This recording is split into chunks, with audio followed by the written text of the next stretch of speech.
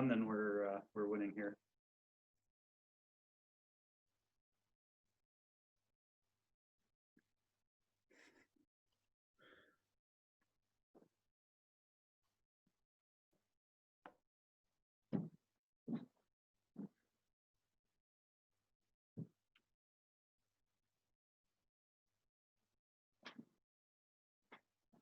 All right, well, welcome everybody to the County of Grande Prairie Regional Fire Service 2020 recruitment information session. A little bit different this year. We have to embrace our virtual technology and do this online. Usually we try and do it in person.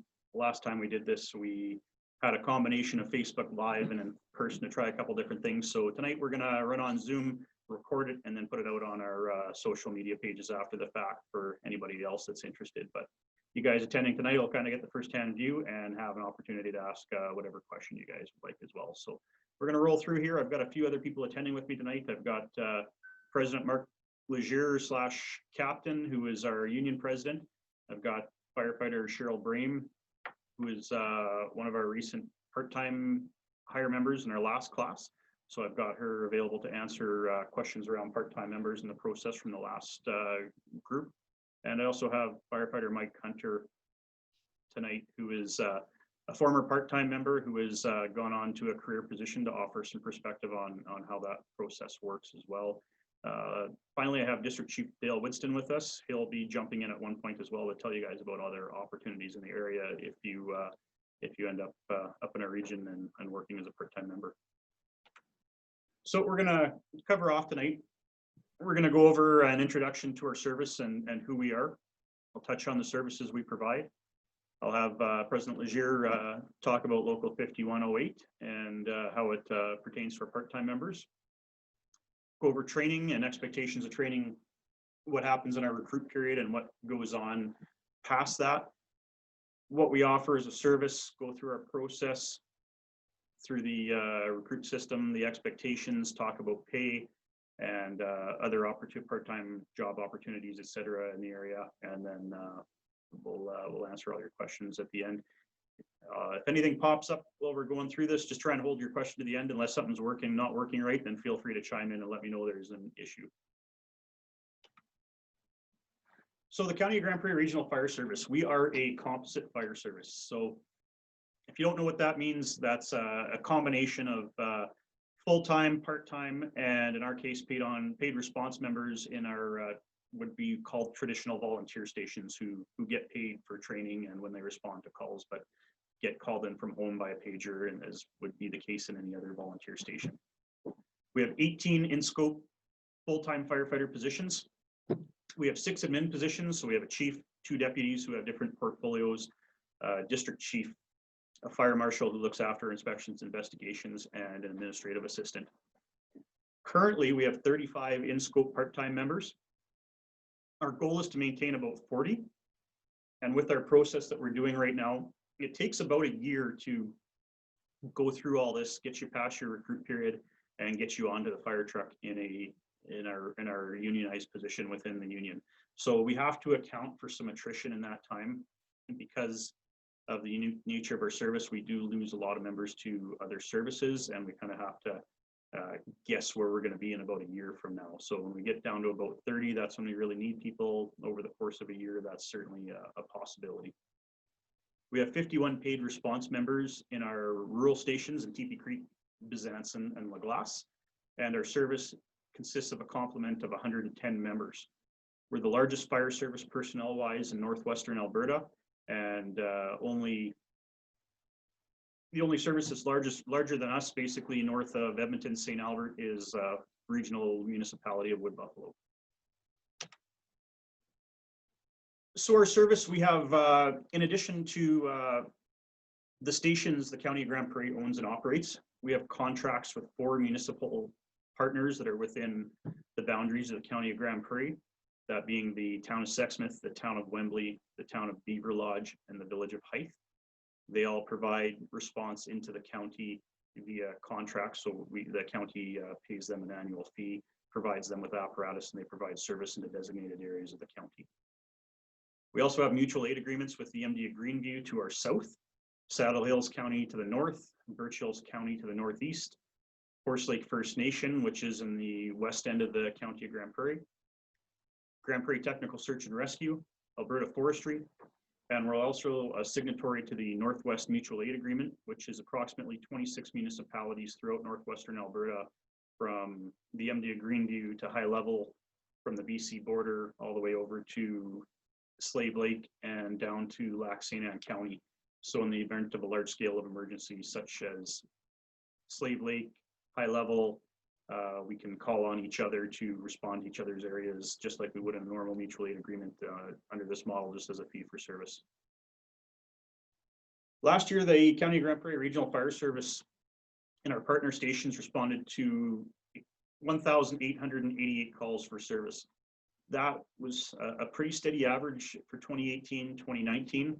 In 2020, we are certainly down on call volume. Most of it's attributed to COVID. We have reduced our medical response levels, and definitely the slump in the economy in the area has driven lower call volume as well. The industry just isn't as busy as it used to be. When our local industry is firing on all cylinders, it certainly increases our call volume as the area gets a lot busier, and that reflects in the needs of our service.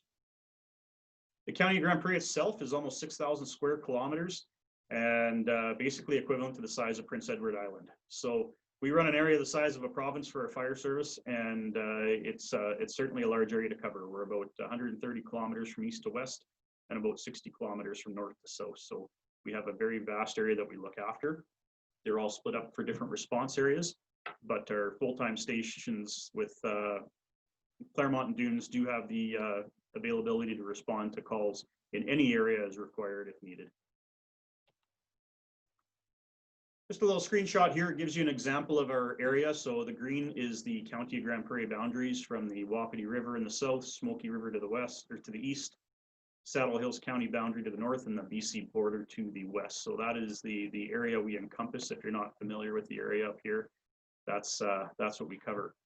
The Claremont Dunes response areas, which are where our part-time positions are based, are up here in the hamlet of Claremont and down just to the south side of Grande Prairie in what we call the Dunes area. And that service area that we respond to is the area immediately circling the city of Grande Prairie. In that area, we have approximately 15,000 residents and all sorts of industry that we provide service to. So that's what we cover within those areas. From a fleet perspective, we have 45 different pieces of apparatus, equipment, trailers, brush trucks, specialized units, aerial apparatus, tenders, engines. We have a very diverse fleet to respond to every type of environment that we go to, whether it's urban, hydranted, rural, interfaced, forest fires. We have a 7-story seniors building that we would classify as a high-rise, industrial operations. We have a unit basically to cover it all. And if we don't have it and we need it, we'll find it from one of our partners or contract it in depending on what the circumstances, even to the point of bringing in helicopters for high fire hazard time of year. Levels of service that we offer, we do pretty much everything. Fire suppression, we cover structure fires, urban interface, grass fires, motor vehicle fires. We're out on one right now. External support to oil and gas, so we won't respond directly to oil and gas leases and do suppression unless there's an immediate life safety hazard. We'll leave that to industrial contractors, but we'll support them as required. On the rescue side, we do motor vehicle collisions, ice rescue to the technician level, confined space rescue, rope rescue to the technician level, agricultural extrication, large animal rescue. The only thing we don't directly do in our levels of service is swiftwater rescue, which is covered to our partners at the south in Grovedale. They have a jet boat, and we provide assistance to them as needed for response to swiftwater rescues. Hazardous materials, we respond at an operations and technician level and have a full technician level of service with a fairly robust hazmat trailer that runs out of our Claremont station. That responds within the entire county of Grande Prairie, the entire MD of Greenview, and we've even gone over to British Columbia and up to our mutual aid partners for assistance as well for that specialized level of service. Medical, a good chunk of what we do, about 40% of our call volume, we do medical first response with Alberta Health Services. to the MFR level is our scope of service.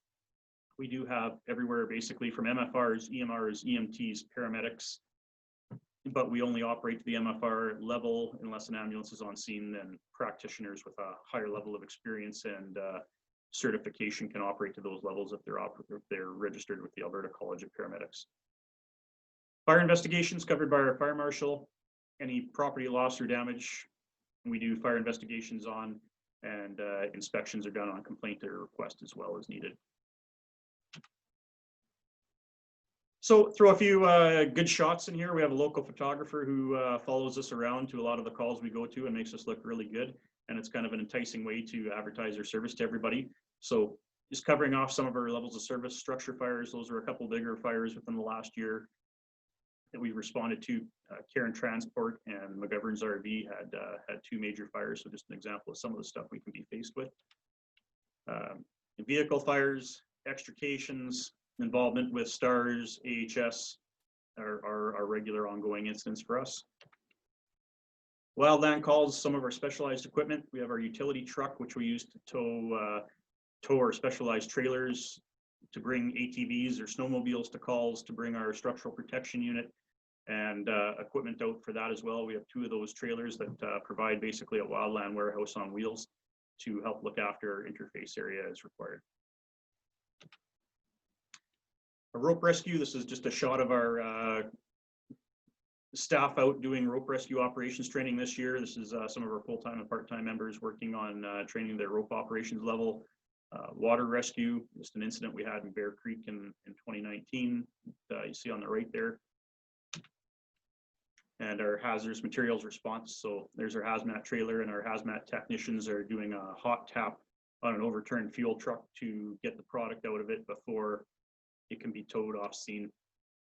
That's an event out here as well that we don't take lightly, but we do on occasion, just due to our proximity to other service providers that would look after this type of service of hot tapping vehicles and removing product. It could be a day before somebody comes up from Edmonton. So we do have the abilities to do things like this to get scenes cleaned up and remediated faster and return the environment back to normal as quick as we can. Just another MVC in our area, showing everybody working together as a team. That's both stations responding to an MVC, which is our typical response protocol with our staff stations. Has all 8 personnel on shift respond to motor vehicle collisions. So that gives a quick overview of our levels of service. I'll turn it over to President Lejeune. He has a union meeting tonight, so I want him to be able to cover off his piece. And before he's done, if you do have any questions for him, if you can bring that up, and we'll go ahead from there. So I'm just going to back out of this PowerPoint for a sec, let him talk, and we'll be able to see the screen a little bit better for everybody else.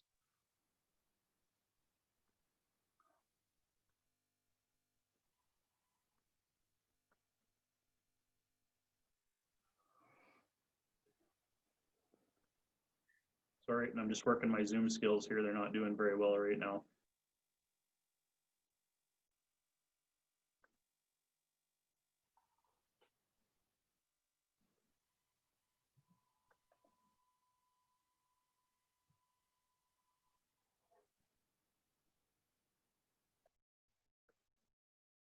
There we go. All right.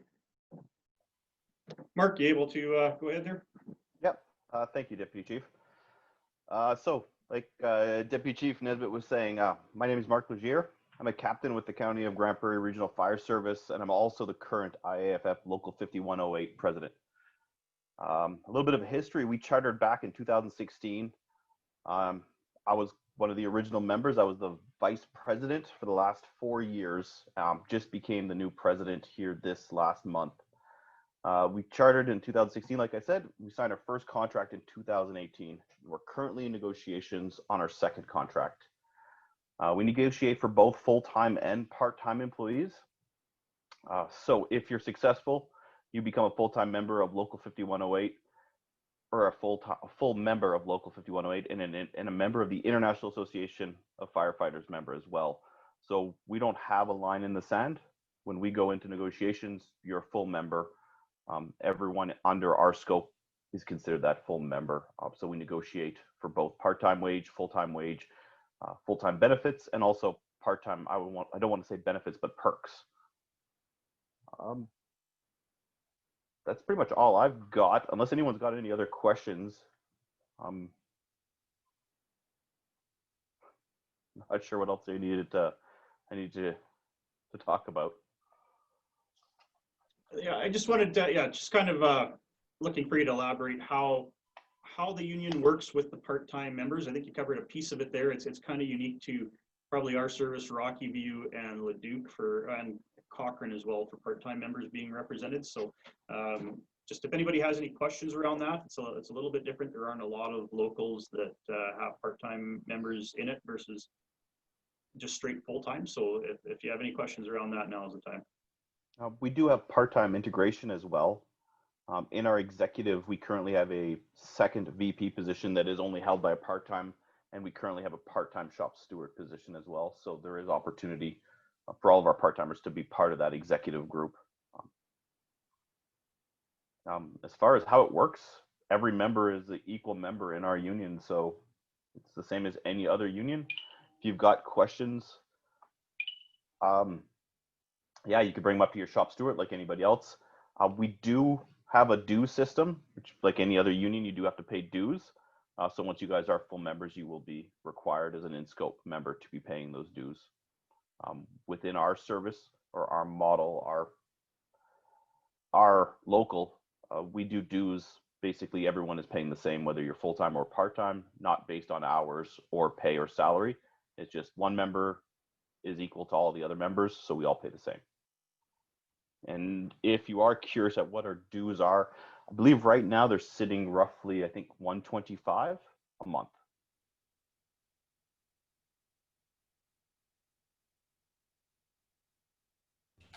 Yeah, I got a quick question about part-timers. So I'm used to full-time volunteer statuses, or paid on calls as they're called now, is what I've heard. How does the scheduling work for a part-timer? Sure, Deputy Chief Nesbitt will be going over that later, but with our model is we work currently, you guys, part-timers would currently work 12-hour shifts. So you either do a 12-hour day or a 12-hour night, and you get to pick those shifts. So on the 15th of every month, we bid for 2 months down the road. Correct me if I'm wrong on that one, 2 months down the road. And they have that up. You guys have the opportunity to pick your own shifts. Our CBA does state that you have to do 4 shifts minimum. So that's kind of a requirement from us. Regarding those shifts, are they, you say 12 hours, so that'd be 7 a.m. to 7 p.m. or 6 a.m.? We do 7 a.m. to 7 p.m., then 7 p.m. to 7 a.m. Okay. Anything else specific to Local 5108? And I will get on. I will talk about the shifts more as we move on through this.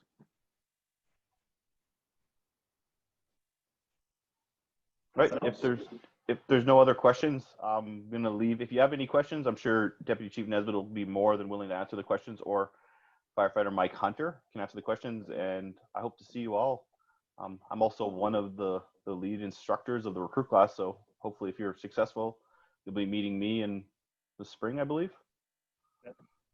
All right, so I have to leave and go to another meeting. Thank you. Okay. Thanks, Bye. Mark. Take care.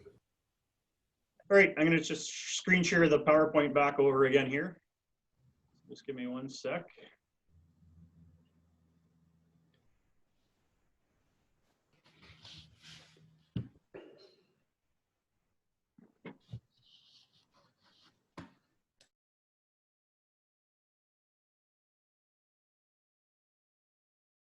There we go. Everybody see that up again?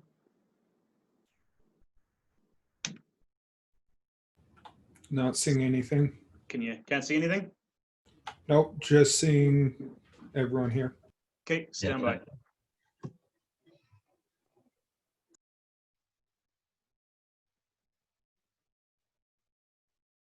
getting better at this, but I'm still not perfect at it yet.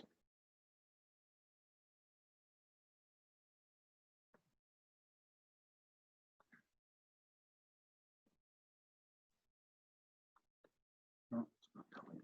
Here, stand by.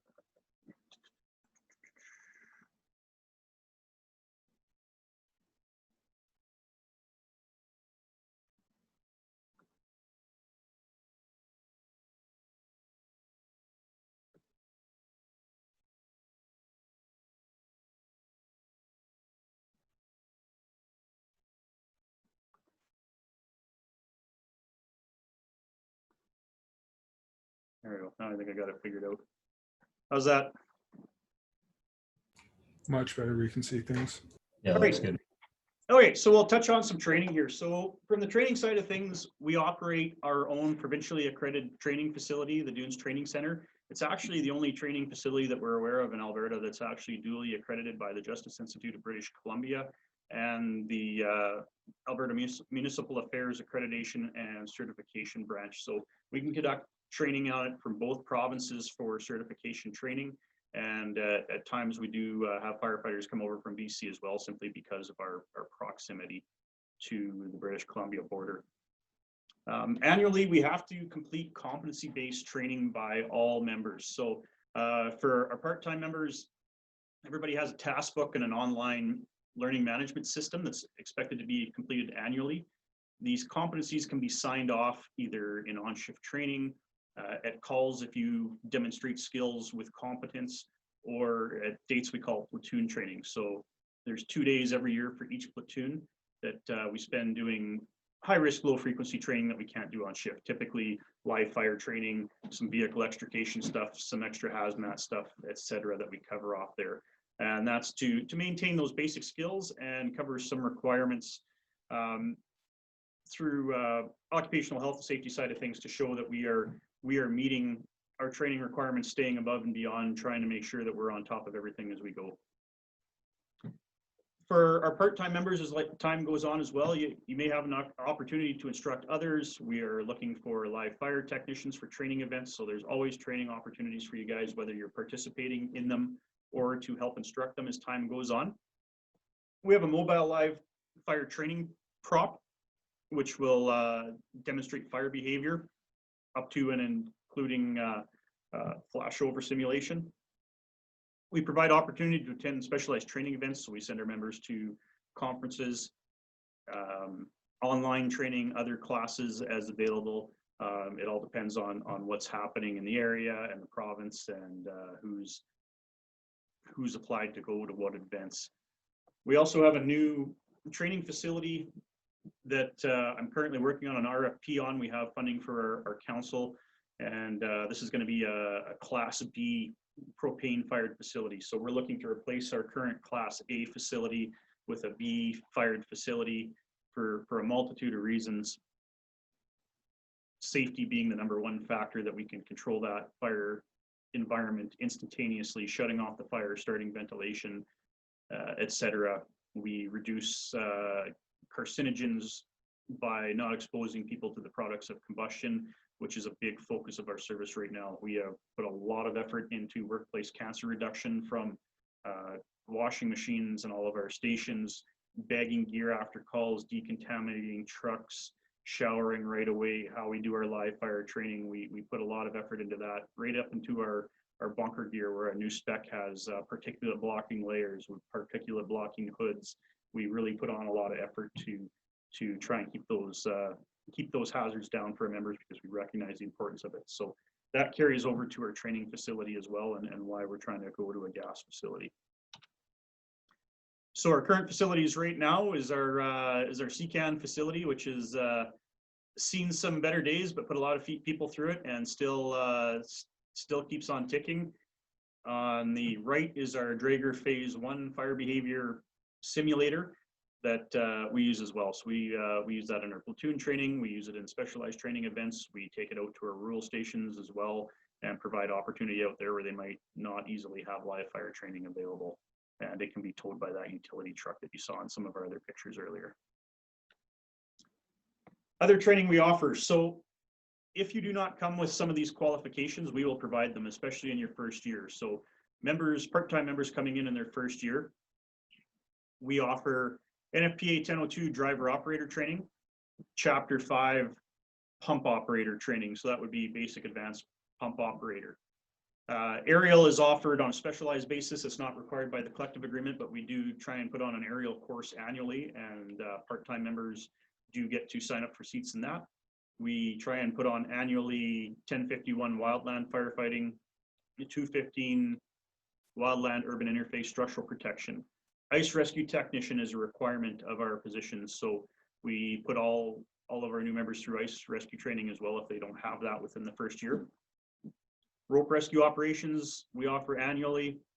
Public fire life safety educator, we offer periodically for those interested in helping the fire marshal with public education. Fire service instructor is one we offer as well on a fairly regular basis, and there is a periodic opportunity for our part-time members to enroll in that as well. If you do have a desire to provide instruction and want to grow in that area, that's something we have. We're a blue card department, so if you guys are familiar with blue card run by the Brunacinis, all of our command and control is run through the blue card system. All of our full-time staff are certified blue card incident commanders, and probably half of our part-time members are as well. So we're very, very committed to continuing that training to all of our members. And basically any other training event that comes up that we think is reasonable to offer benefit to our service is offered, whether we bring up specialized lectures, we send people to other conferences, we have other identified training needs. We try and provide a pretty robust training package to all of our members, career, part-time, and paid response. As a service, I think one of the best things we have is our positive, inclusive culture. Our motto is people first, and right from the chief down, we try and live that every day. A lot of people look at other fire departments and sometimes think the grass might be greener on the other side. And I can say from firsthand experience and working in other places, we have a fantastic culture here. Everybody integrates together wonderfully. There's no line between paid responder in our rural stations, part-time, full-time. Everybody works together. We all wear the same uniform. We're all here for the same purpose, and we all have a role to play in. And that inclusive culture is a big part of what I think offers success to our service. We deliver a really great opportunity for folks that way to work together and grow in an environment where everybody is very respectful and inclusive of each other. The top of the line uniforms and PPE.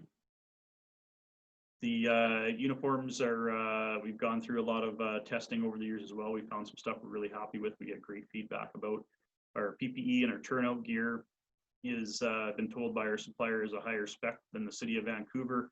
We put in a lot of time to that. That's one of my pet projects that I've spent a lot of time researching PPE, going to conferences, trying to figure out what's the best stuff we can put on the backs of our people.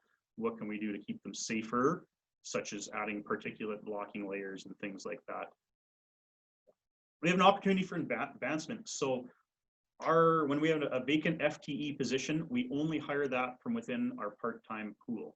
So right now we're actually just in the process of running a competition for a full-time member, and we had 12 applicants out of our part-time pool. So out of that pool, you got a 1 in 12 shot of the applicants to move up into that position. So that's definitely a huge advantage for our service.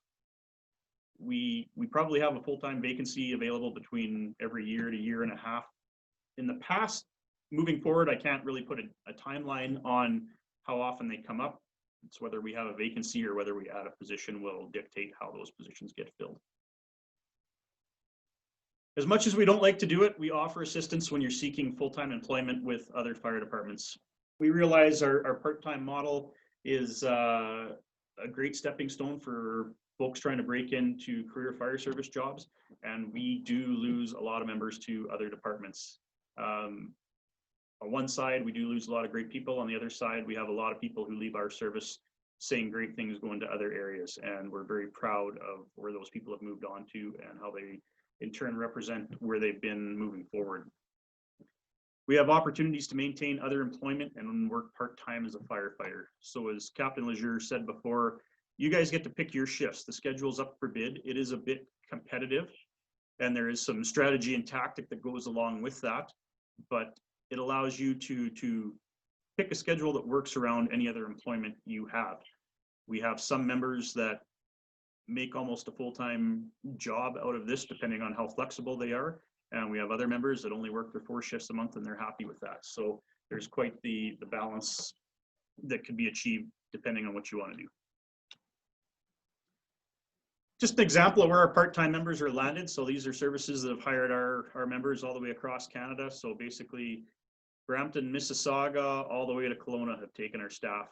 And the city of Grande Prairie is probably our biggest point where we've lost people to. We've had 45 part-time members move on to career fire positions since 2011. So I think that's a pretty good feather in our cap to show the quality of individual recruiting and putting out into the greater fire community.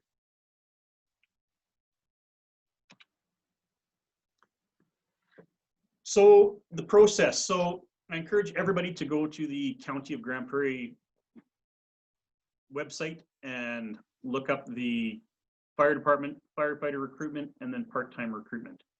We have a part-time firefighter information and application package on that page. It's a fairly extensive document. I would highly encourage anybody that's applying to review that document in detail. That goes over our entire process, including our physical assessment. That's probably the part where we do lose the most number of applicants. It provides in detail exactly what needs to be done and the timing. So it'll allow you the opportunity to train to some very particular parameters to improve your chance of success with our physical abilities test. On that page as well, there is an application package that needs to be filled out. That needs to be submitted in with your resume through the county's website. So I just haven't taken off this hyperlink, ignore that, but it needs to go in with your resume through our recruiting process off our recruit page. That also requires some documents to go along with it, such as copies of your certifications and a sign off from a physician that you're medically cleared as a firefighter. Once we've gone through all that, we will contact our applicants to move on to the next stage of the process. So once we move into that, I'm just going to touch on some of our schedule that I've got laid out so far here. So our application cutoff for this process is Friday, November 27th. By Friday, December 11th, we will have reviewed all of our applications and we'll contact those moving forward that meet the minimum criteria. The whole process kind of gets underway in the middle of January. So between Friday, January 15th and Sunday, January 16th, we will go through ergometrics testing, which is basically a knowledge test or an aptitude test covering basic skills. It's done in a team environment through a video screen, and you answer the test as you go. Once that's completed, we have an aptitude exam particular to the fire service with most of the questions drawn from the Essentials of Firefighting textbook. We have an applicant board interview, so all applicants, once they go through the ergometrics testing and aptitude exam, will move to the board interview and go through the process there. We'll add our physical demands testing. And then if you've been successful, then all of those parts of the process will notify our successful candidates moving forward. Once we've completed the process, all new members are required to go through a week-long 84-hour recruit school at our Dunes Training Center, as Captain Legier mentioned earlier. You'll be put through physical fitness, station activities, and basically skills verification training. Everybody that comes to us is pre-trained. We want to know what you know and how good at it you are. Based on the applications we receive and the positions we have to fill, this is still a competitive process. We are looking for the best of the best in this, and the best people that come out of recruit school will be offered the positions we have available. Once that's done, the remainder of the class that passes will be formulated into a basically an eligibility list to move forward after that. So that all wraps up around the 15th, 16th of January, 17th of January. We'll have some local interviews as well. We try and put it on a weekend so out-of-town applicants can leave work and come up and do as much as they can without having to be back and forth for interviews and testing, etc. Our recruit school will be March 1st to 7th, so a Monday to a Sunday.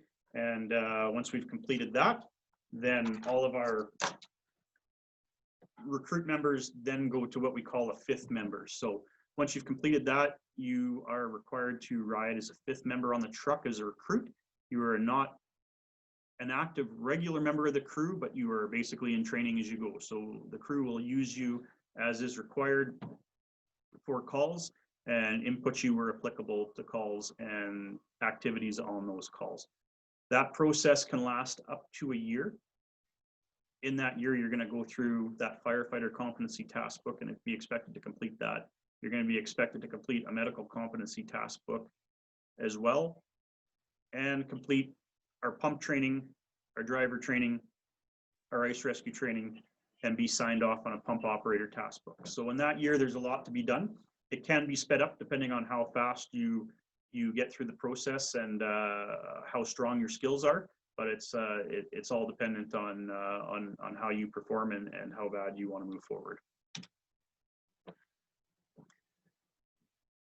So once you're done your recruit school, like I talked about there, this just kind of gives an overview of what has to be done there through our training that needs to be documented and completed.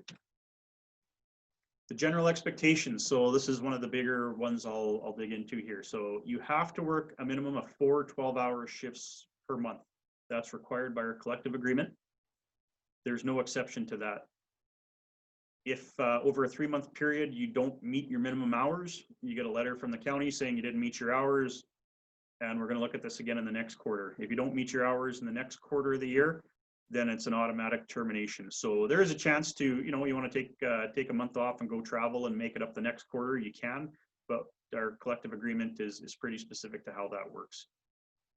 More shift opportunities are generally available once off probation. Some members, as I mentioned, almost work full-time hours, and I'll have probably Cheryl and Mike touch on that a bit after I'm done here.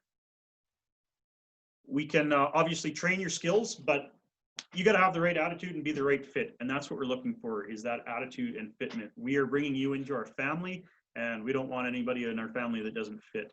So we're very picky about how we go through the process, and we want to make sure we get that right person so we maintain the positive culture of our service that we so much enjoy having. Ultimately, our firefighters are community leaders. We expect you to be that leader at all times, act that way on all times, in person, on social media, on duty, off duty, in the public.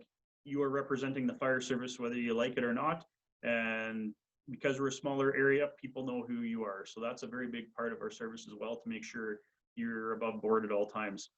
We're looking for you to be nice, train hard, and give that exceptional service to our residents. That service you would expect your family to get, or you to get if you required it, and to be that example and that role model to our community. So once we move past that, into our rates of pay. So in your probationary period, our rate of pay is $19 an hour. In that probationary period, you are expected to work a minimum of 4 shifts a month, up to 8 shifts a month. That is it for our probationary period. We can't do more than 8 shifts a month in our probationary period, and sometimes they might be cut down a little bit more depending on how many recruits we have moving forward, because I only have 4 shifts a day that I can put part-time recruits in. 1 day shift, 1 night shift at each station. So depending on the volume of recruits we have may dictate how many shifts there are available. Once you complete all your competency books and your training, you are taken into the union, you're brought on as a regular part-time firefighter, and you are now compensated as per our collective agreement.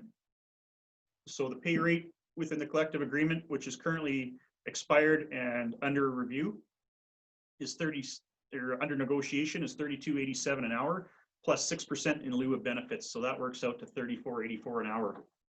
On a night shift, our part-time members are eligible for a $1.25 shift differential. So you're looking at $36.09 an hour on a night shift. Our part-time members are also eligible for overtime if you've exceeded 44 hours in a week. So that's at time and a half if you work more than 44 hours in a week. Some of our members are very creative in planning their schedule to get a little overtime on the 5th day, so that certainly helps as well. Within our collective agreement, the first 2 hours of shift extension overtime, so if you get a call at 6 o'clock and you're at work till 8 or 9, is at time and a half. Anything beyond that first 2 hours is at double time. So if you get a burner at 6 o'clock and you don't get back till 3 o'clock in the morning, everything from 7 to 3 a.m. is double time.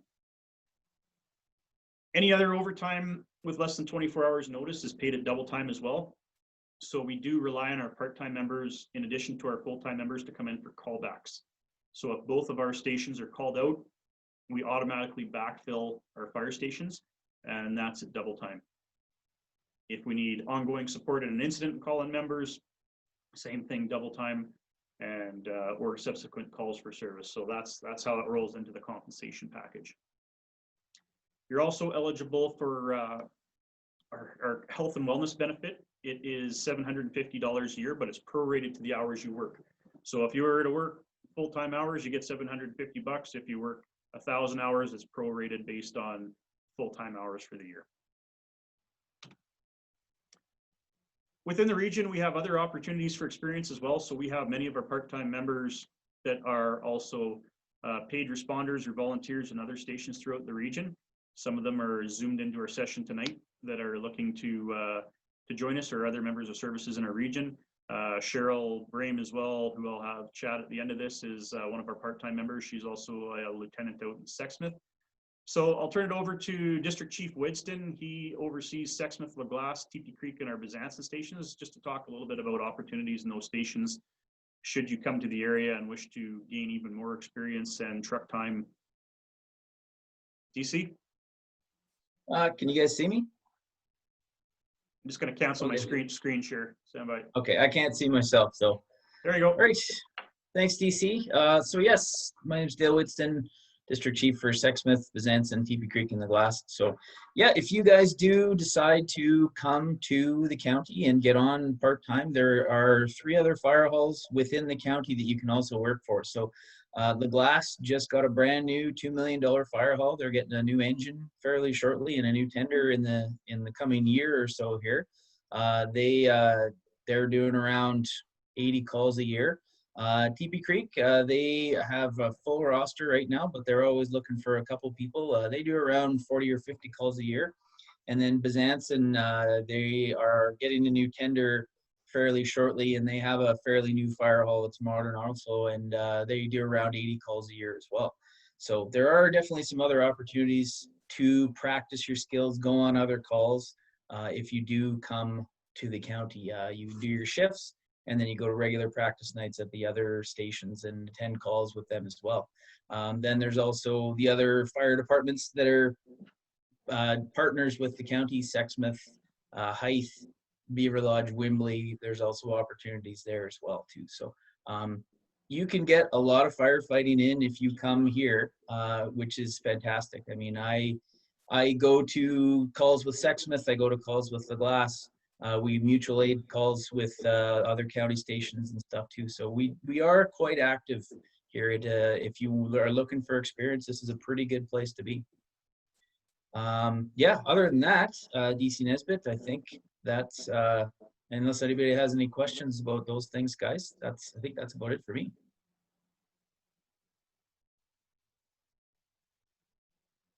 Silence. Yeah. All right, thanks, DC. I'll kick back into the PowerPoint here once I see if I can get the screen share right this time.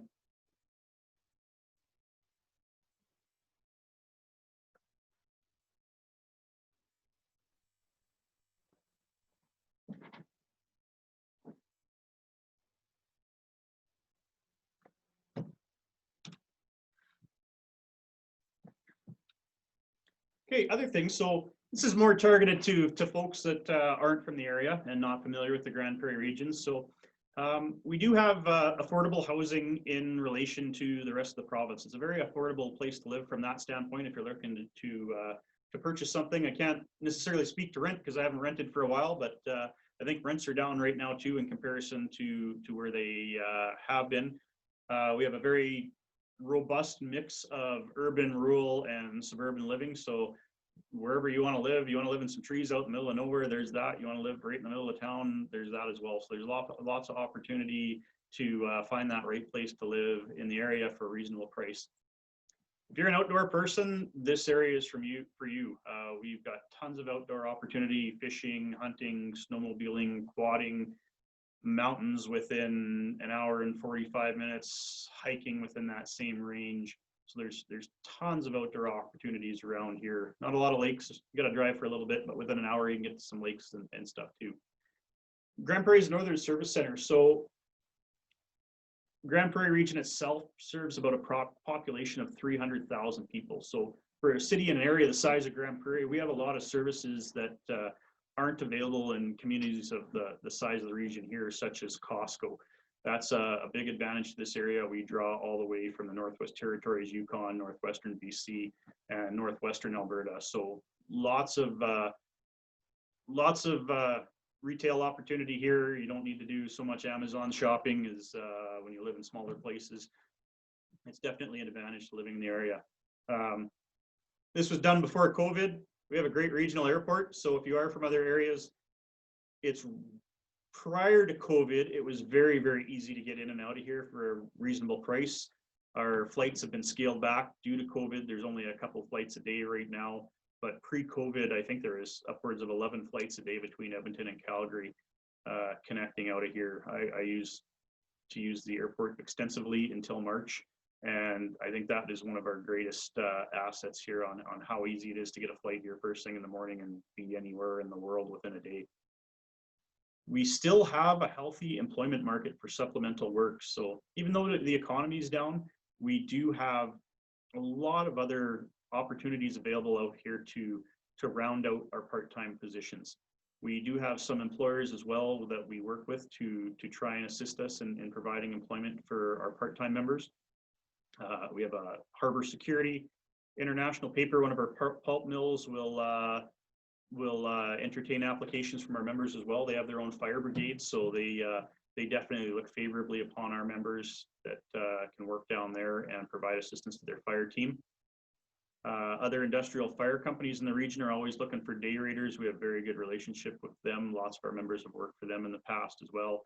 And Alberta Health Services EMS, if you're a registered practitioner, we also feed them some staff as well, and several of our members work for them. Grande Prairie in general, if you haven't been here, a medium-sized city, short commute, generally light traffic unless the oil field's booming. So that's definitely an advantage to being here. It doesn't take too long to get anywhere. If you live up here, you are eligible for Northern Residence Tax deduction. So that's a free $2,000 generally back in your pocket every year for working up here. If you join one of DC Whitson stations, you can be eligible for your volunteer firefighter tax credit too. So you can make some cash back in taxes every year as well. Our white elephant, the new $900 million regional hospital, is opening in 2021 finally. That's been a big joke here because they've been working on it for 10 years, but it's almost done. So that's going to be a big advantage to the region as well. Our medical services here are going to be greatly elevated by this new hospital. And if you do have some training in that area or work in the medical field, there's certainly lots of opportunity for employment there moving forward as well, as they'll need additional staff to run the new hospital from what is this current staffing they have now. So that's a quick overview of our service and where we're at. I'm just going to back out of my screen share here, and what I'd like to do is turn it over to Cheryl Brame for a sec there. Cheryl went through our last recruit classes, and just get her to touch quickly on her experience running through the process from recruit to part-time member, and maybe she can even elaborate on her involvement with one of our rural stations as well.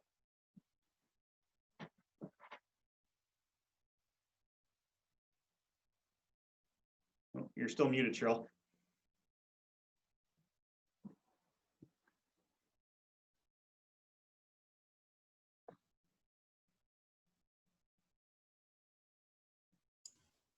Usually the bottom left corner.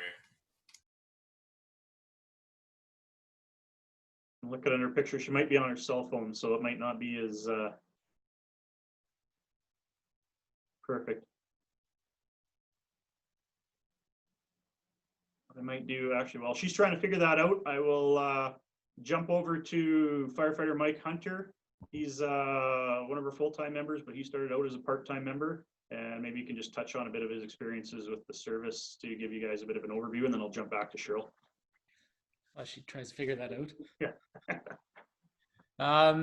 Yeah, so I originally am from out east and came out in 2015 when the oil field was doing better, and figured I'd come out, work oil field.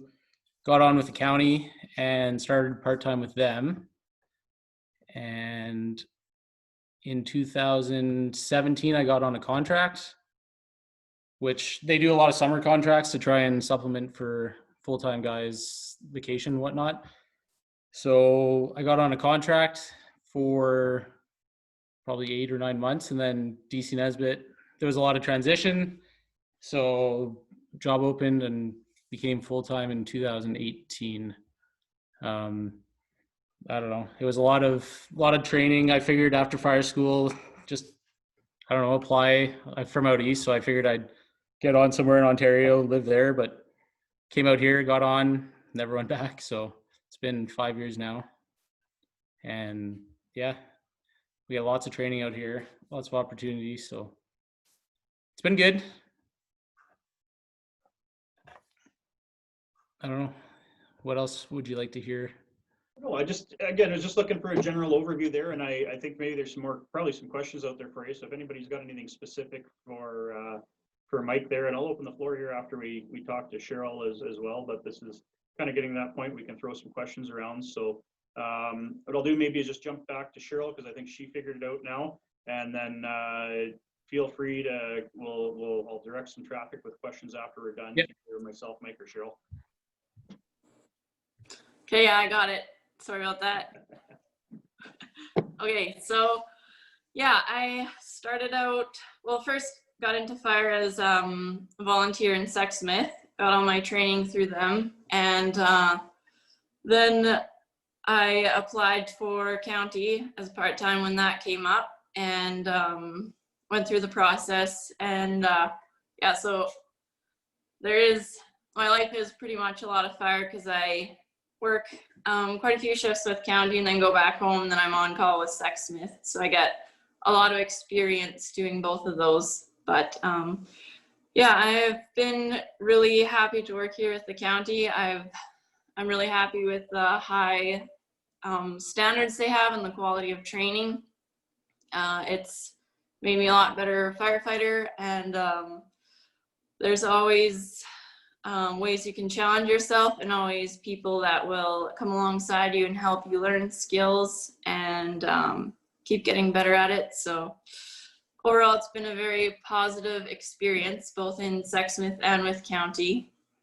And also, kind of like what DC Nesbitt has said earlier, you can make it fit your lifestyle if you want to work just a few shifts, because we have lots of people with families that just like to do their 4 shifts, and then we have lots of other single people who work as much as they can, get lots of experience. Yeah, and overall it's been a very good family feel to the county. We have lots of fun together. We work hard and train hard together and play together as well. So it's overall a very positive experience. And a couple of things that helped me a lot with getting into county is just working hard at practicing the physical demands test, because it isn't easy. I think a lot of people think it is and then are surprised. So just start ahead with that early, and get to know the county as well, and start studying up on your skills already and practicing. That helped me a lot when I applied and got in. So.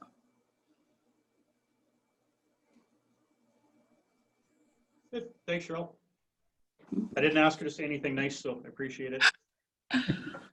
All right, I'll direct some traffic here. If you guys probably just want to figure out how to put your hands up for question and answer. If you can't figure that out, then just maybe stick your hand up in the video or tell me you have a question, and we'll work through that. And either I'll answer it, or I'll kick it over to Cheryl or Mike, depending on who's going to maybe have the best answer. So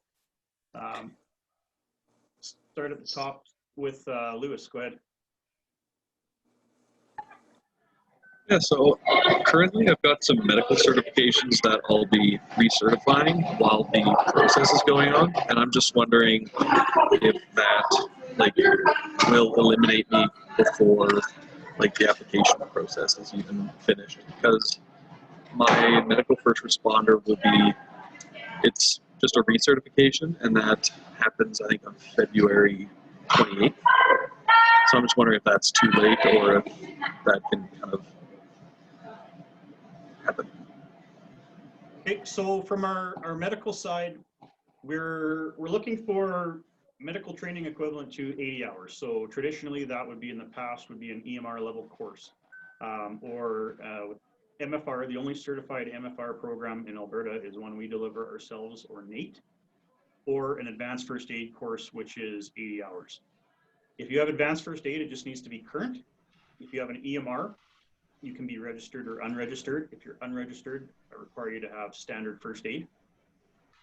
And if you have that MFR program from NATE, as long as it's within that valid time frame, that applies as well. If you happen to be a registered EMT, primary care paramedic, or advanced care paramedic, then that obviously trumps everything else.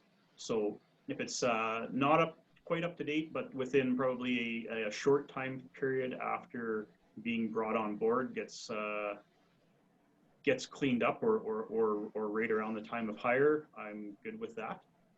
So that would probably give you till about March 1st to get everything together, and I'd just be looking for folks to explain in their application package that it's in progress or what the circumstances are, and this is what I plan to have and when I plan to have it by.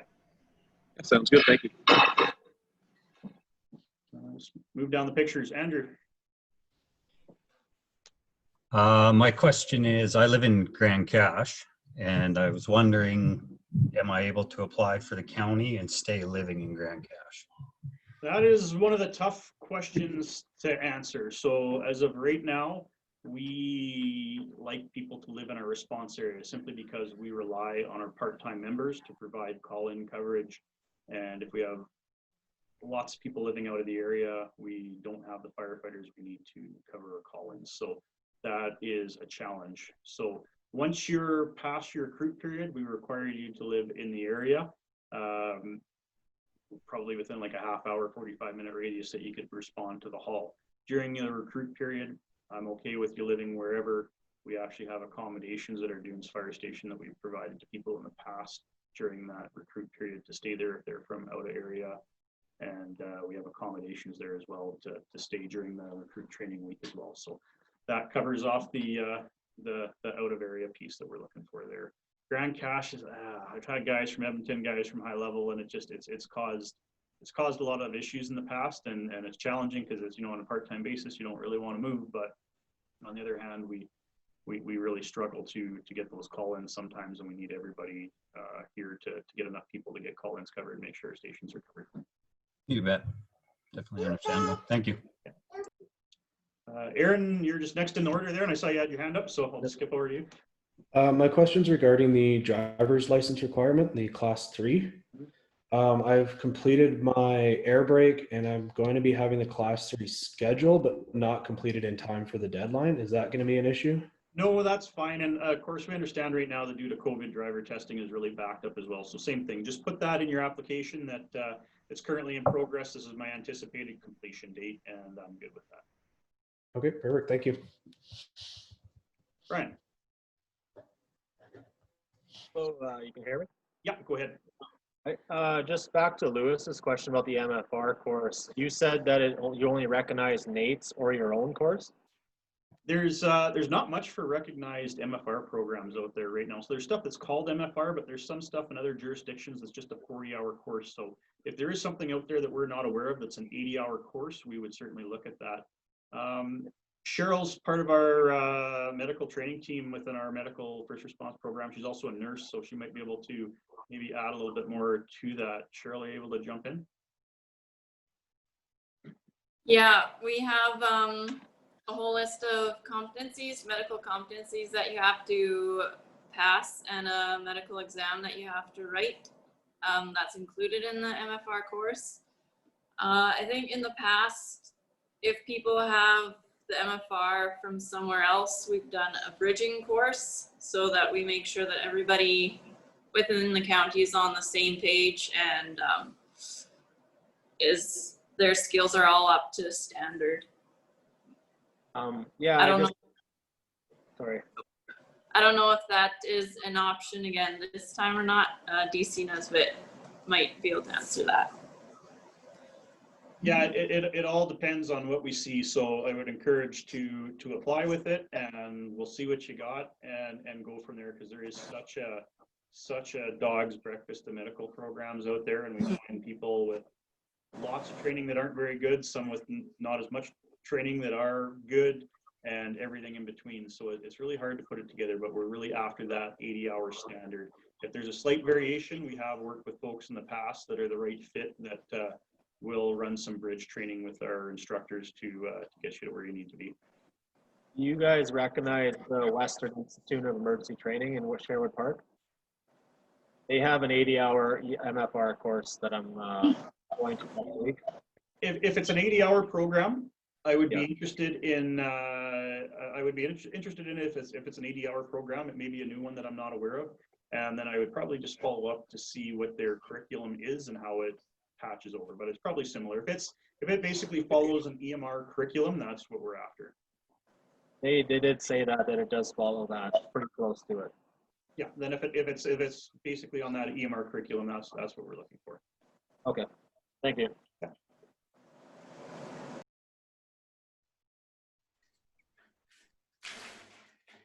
Anybody else? I don't have pictures of everybody and I can't see everybody. So if somebody else has a question, just Alex, I see a hand there. So chime in there. Go ahead.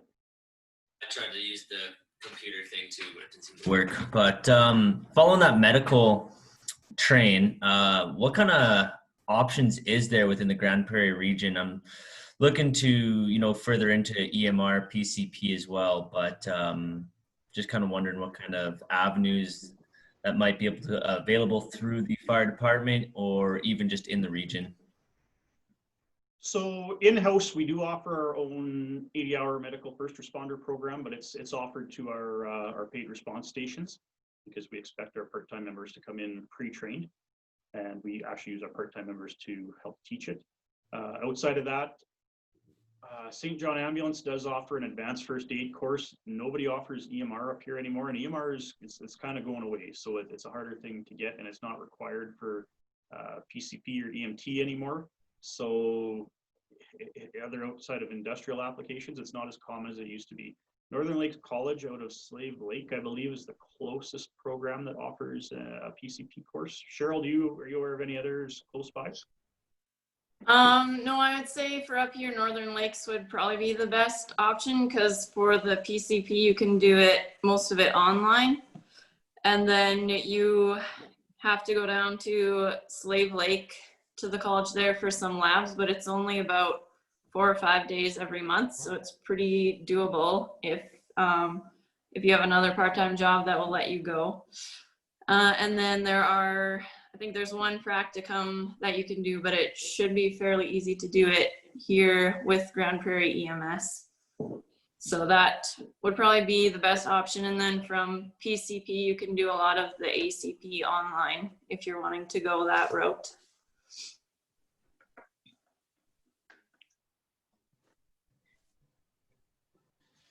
Good. Okay. Anybody else? Yeah. Sorry, I've been writing questions down as the whole thing's been going. So I got a few if you don't mind. Yeah, no, go ahead. That's what this is for. So we want to make sure we get everybody's questions answered. So I noticed, like, for myself, I'm currently in department as paid on call. And I do have my 1001 level 1. I'm wanting to take my 1001 level 2. I'm not sure, like, I'm assuming that would affect me being applying and joining into this department, correct?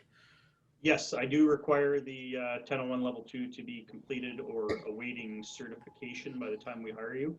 We don't provide that training, so that needs to be done ahead of time. And again, there's some stuff we get people coming from fire schools and stuff, their certifications just haven't gone through yet, but they've completed the training. We look at that on a case-by-case basis, but it's required by our collective agreement, so I have to have trained people come in for that.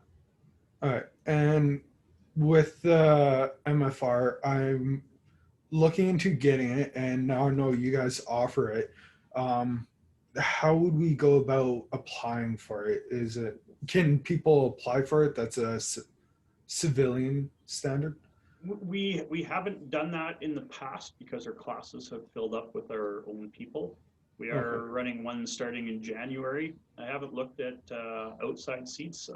You know what, it could be a possibility. I don't know how it fills up, but it's not something typically we've done. So I would say it's probably best to go to, if you're from the area, St. John's is probably the closest, easiest way to go get an advanced first aid course that'll meet that 80-hour requirement. Yeah, I'm just in Spruce Grove, so I was between going down to Calgary to one of the courses there, or ESA or something like that for EMR. Yeah, I'd recommend ESA or NATE probably is the two closest for you to grab, but you certainly have a lot more options in the Edmonton area than you would up here. All right. So I recognized earlier you said the Blue Card Incident Command. I'm used to the ICS 100 is what I have right now. What is the Blue Card Incident Command? So Blue Card is a system developed by Alan Bernasini. I don't know if you're familiar with Alan and his family, former fire chief of Phoenix. It's a hazard zone management system, and it provides a standard approach with common terminology that helps us run our fire ground. So in short, it's a system that helps create efficiency and safety on the fire ground and is different from ICS. ICS we use as well, and we train our members in further ICS levels, typically in a wildland and forestry environment where we're using an incident command system such as that, where we're moving it along. In Blue Card, it gets into, it does use some ICS portions to it where we may have groups or divisions, but it is its own unique hazard zone management system that's based on the Bernasini's model of Phoenix. All right. I'm just going to shorten up my list so I'm not taking up too much time. So knowing COVID has, like, I see it firsthand due to the fact of me being a POC. How has COVID affected the county department for you guys? It's been a challenging year. It's our training, number one, has been affected. We've had training scheduled, canceled it, rescheduled it, done some canceled. Right now we had some scheduled, we're in a holding pattern again. We had to shut everything down. In our volunteer stations, we had stopped our practice nights at one point in time. Now we're training in cohorts multiple times a week in our volunteer stations or paid call stations with groups of 4. To try and reduce that risk. In station, our members are now wearing masks. On medical calls, we're wearing full PPE. We're probably going to up that level tomorrow, where we may be going to gowns and N95 masks for all medical calls. We still have some discussion around that, but we're trying to do everything we can to socially distance, wear masks, sanitize, screening in and out of the station to keep it out. Part of our issue with our services, because we have our part-time members that have other jobs, some work in other fire stations, our risk of bringing it in here is higher, and our risk of spreading it beyond and taking out multiple fire stations is exponentially increased. So we are very, very particular about our COVID protocols and monitoring everybody to the point where our part-time members actually don't typically get sick time, but the county has said right now, if you're out for COVID symptoms or testing or anything like that, any shifts you missed, you're being paid for, no questions asked, just to keep our work environment as safe as possible. Okay. And last question is, if someone was fully qualified and getting accepted into further application process, and let's say it was me, like where I live in Spruce, and I'd be looking into moving into Grande Prairie, would that be okay with it? Because I know you guys prefer them being in that 30-45 minute response time area. Yep, City of Grande Prairie is perfectly fine. It's smack dab in the middle of both our response areas. Basically, any community within the county of Grande Prairie and Bold, Grovedale, even Spirit River is probably about as far out as we want to go for members. So we kind of look at that on a case by case basis, but most of our members do live in the city. All right. And with that being said, like if I were looking to a place and I make it onto the department, or would it like what's the wording?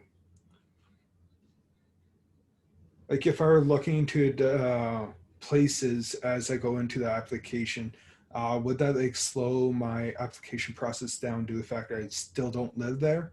Or would that not really affect it, knowing that I'm looking into moving out there? Yeah, no, we're good with that. As I said before, in our recruit period, I honestly don't care where you live during our recruit period. But once you're into a regular member and you're in the union, then I need people to be in the area to be able to respond to incidents and support our operations. All right. We've definitely had guys living in Edmonton and transitioning their move kind of thing. So again, they're very lenient. We ask a lot of things from people. We need you to be qualified and ready to go, but they also are very lenient and work with you, right? It's not like you need to go and change your life before you might have something. So they're very, very good with working with you. Good to know. Yeah, Thank you. we had one fellow in our last class who Mike's referring to did live in Edmonton, and he was living at the station when he was working here, pulling his shifts. And just as he was finishing his recruit period, Edmonton Fire picked him up. So I guess he didn't have to worry about moving, but he was in the process of trying to figure that out. Yeah, Mike.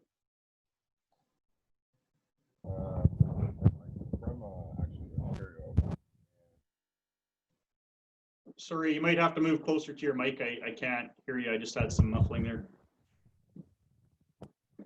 Can you hear me? A little bit. Okay, sorry about that. There you go. So I'm from Ontario, and I'm going to be moving to Alberta. And I have an AZ license, which is, I believe, is a class 1 in Alberta. If by the time I move there, it'll be a little bit just before the deadline, and so I highly doubt that I'll be able to switch over my license to the Alberta license in that time. So in which time it will still show my Ontario license. If I include my Ontario license, will that be okay? Knowing that eventually I'm going to be transferring it to the Alberta license.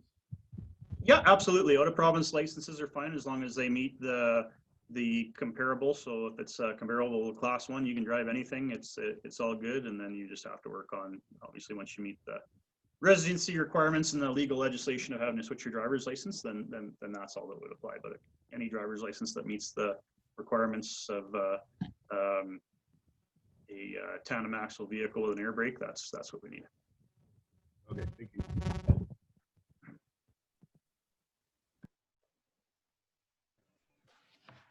Aaron? I've got a question regarding the treadmill test and training for it. During the test, I wasn't 100% clear when reading about it. Are you, or is an applicant permitted to hold on to the handrails, or is it freestanding, so to speak? Mike? Freestanding. So the treadmill, I don't know if it's up there, but yeah, the first minute is 3.5 speed at 0%, and then 4 minutes at 5% grade at 3.5, and then 8 minutes of 3.5 at 10% grade.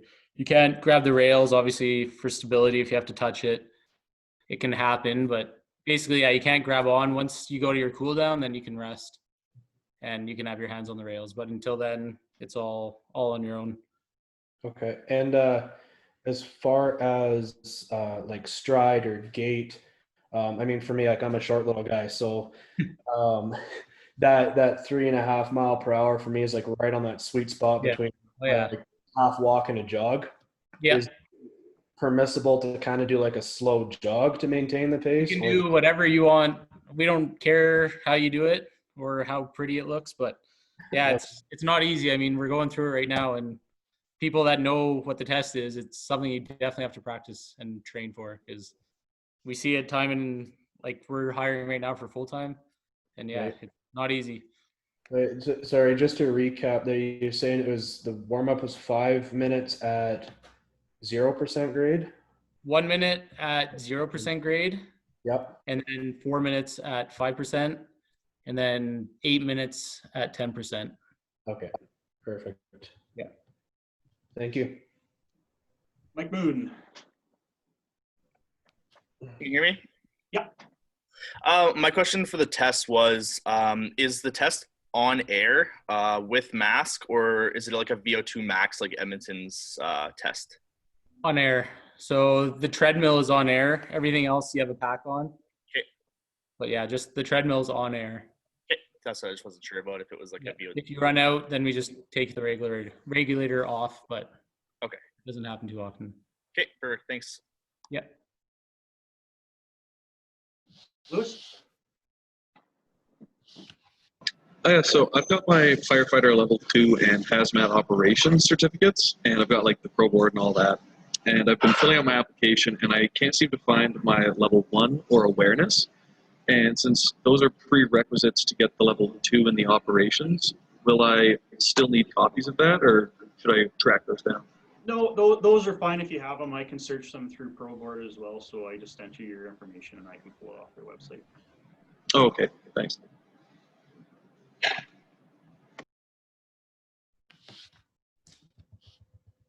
Joseph.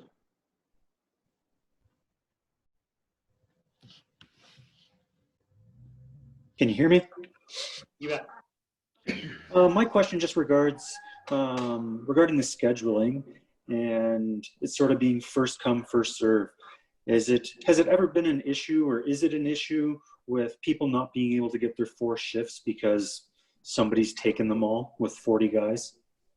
It has been in the past, but that 40 is kind of a sweet spot that helps control it to ensure you get your minimum shifts. Yeah, look to Cheryl's probably the one that's in the most competitive spot right now for that, but she also has a fairly flexible schedule. Maybe I'll see what she has to say in regards to that, to add to it. Yeah, right now it's not hard at all getting the 4 shifts. I've been with county a year and a half, and I've heard stories in the past of it being tough, but it hasn't at all for me.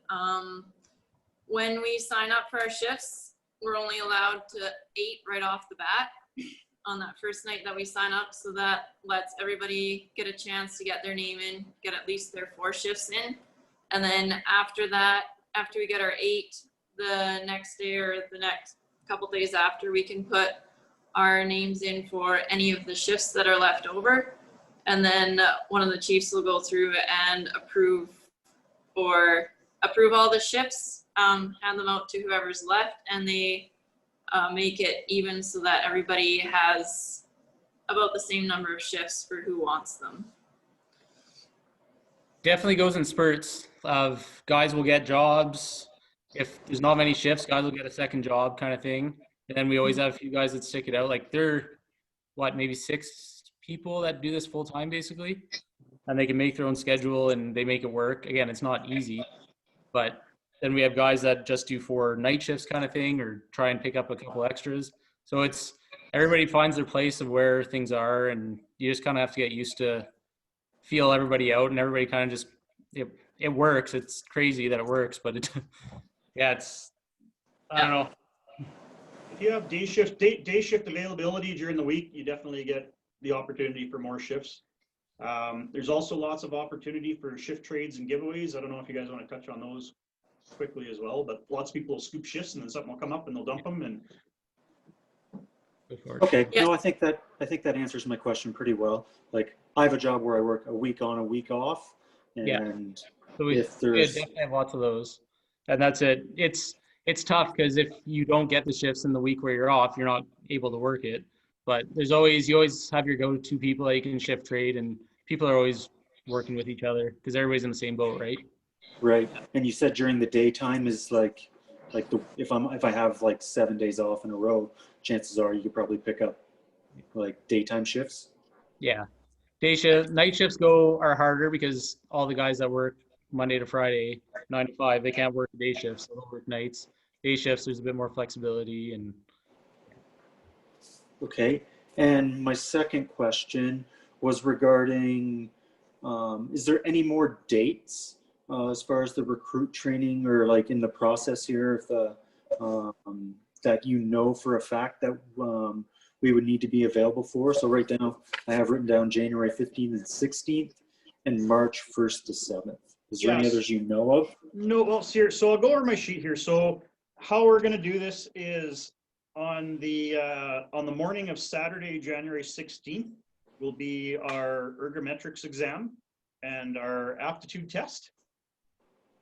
And then in the afternoon of that day, I'm going to have some interviews scheduled. Obviously, we can only fit so many in a day.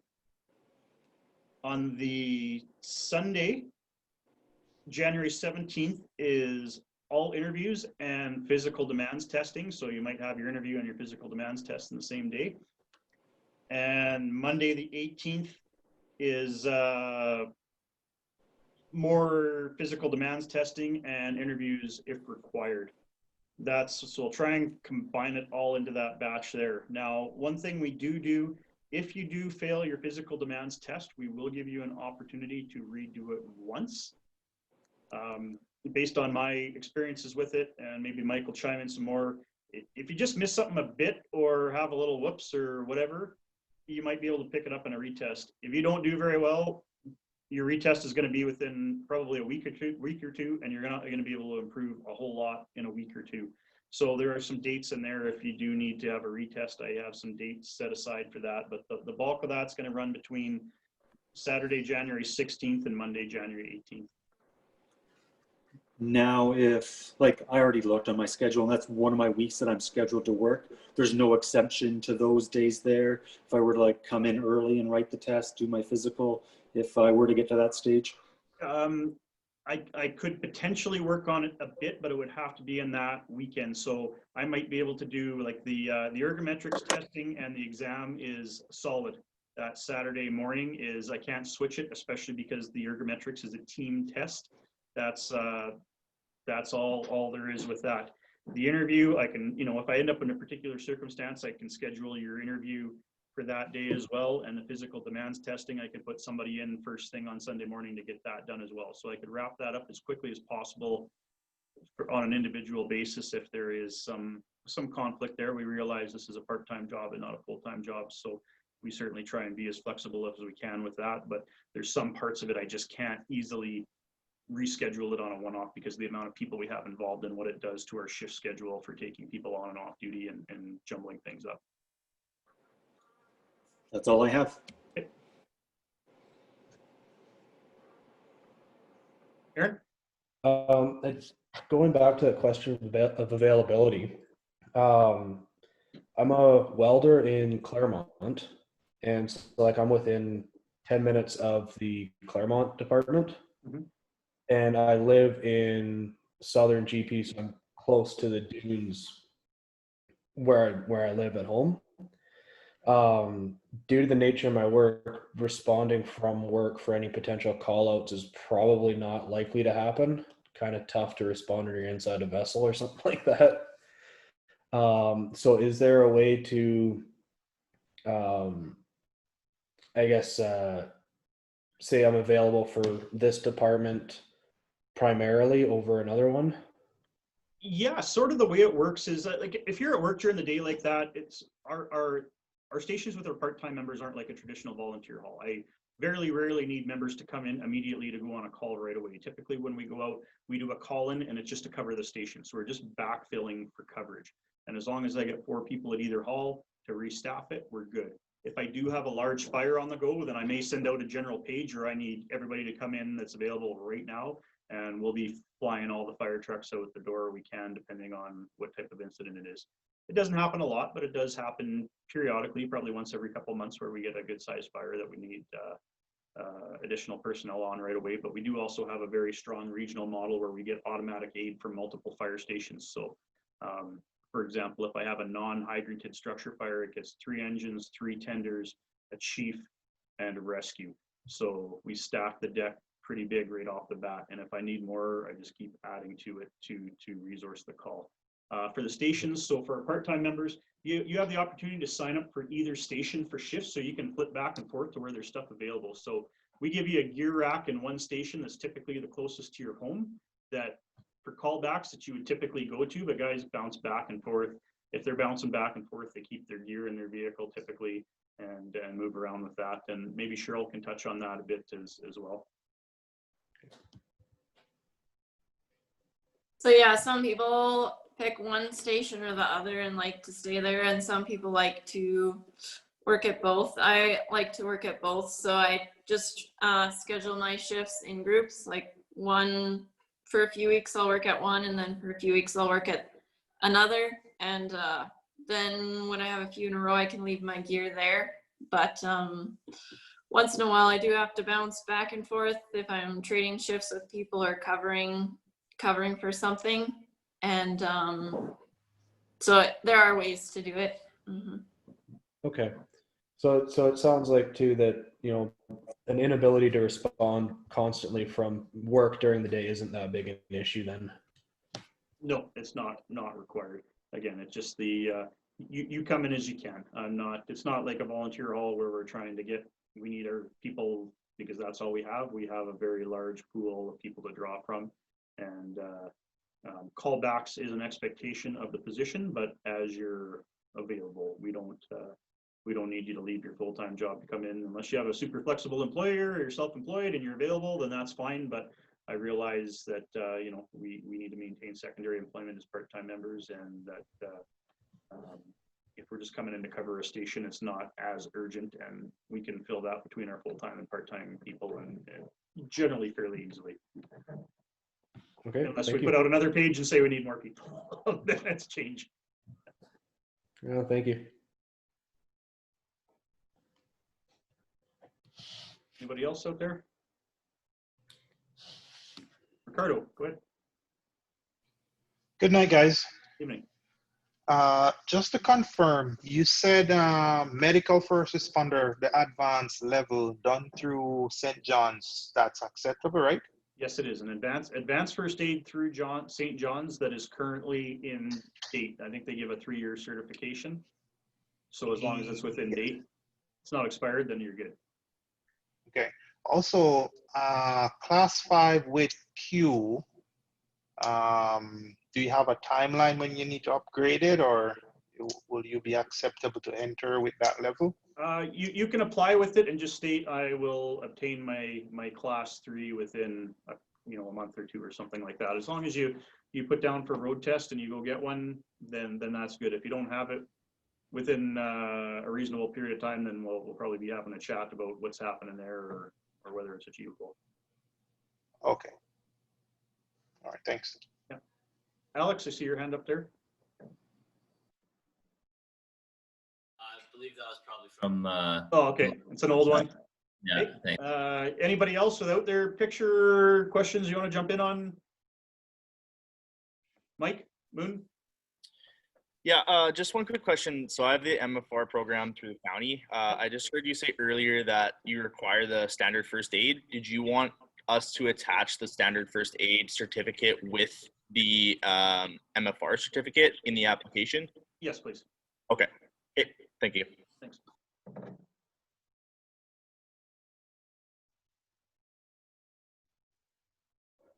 Anybody else?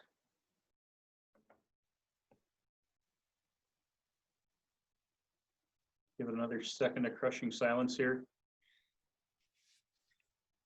The awkward part of online meetings. All right, well, I think that about covers it. So thanks everybody for your time tonight and learning a little bit about us for those that are certainly outside the region or outside the service in our regional halls as well. Hopefully we've been able to enlighten you a bit about what we're about and the opportunities we have for you. And I look forward to seeing everybody's applications and getting to some interviews and seeing who we can get on the team here. So again, thank you very much, everybody. Greatly appreciate it. Take care, and we'll talk to you later. You bet. Thank you. Thank you. Thank you. Yeah.